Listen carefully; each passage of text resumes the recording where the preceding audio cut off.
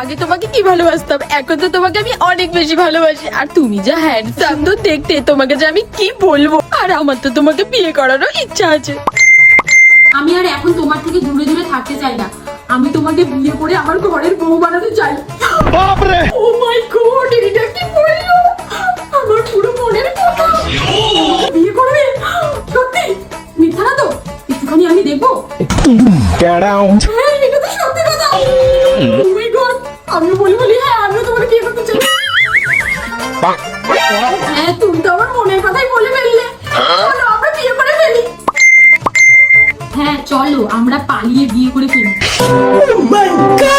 বলেছে আমার বাড়ির লোক তো ওকে পছন্দ করে না, আর ওর সাথে বিয়েও দেবে না আমাকে কোনোদিনও। কোথাকার কোন চাকরিওয়ালা শুধু ছেলে খোঁজে, টাকলুওয়ালা। আমি আর কাজ করি, আমি না রাজি হয়ে যাই, আমি ওকে পালিয়ে বিয়ে করে ফেলবো।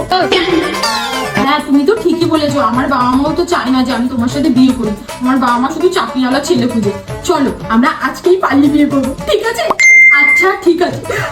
ও তো দেখি সত্যি রাজি। আমার তো খুব ভালো লাগছে, খুব মজা লাগছে। পালিয়ে বিয়ে করবো, আজকে আমি বিয়ে করবো। ও মাই গড। ঠিক আছে, আমি তাহলে সবকিছু গুছিয়ে রেডি হয়ে যাচ্ছি। ঠিক আছে, তোমার বাড়ির সামনে গিয়ে আমি দাঁড়াচ্ছি, তুমিও রেডি হয়ে চলে আসো। ওকে? কিন্তু কিন্তু কি কি হয়েছে বলো? কিছু প্রবলেম? তুমি কি আমাকে বিয়ে করতে চাও না? আরে না না পাগলি, বিয়ে করতে চাই।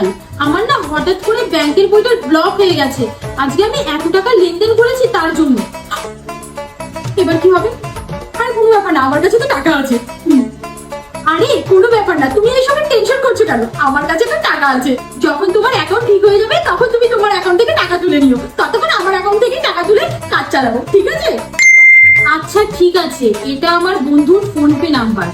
তুমি 50,000 টাকা পাঠিয়ে রাখো, আমি ক্যাশ করে আনছি। ঠিক আছে।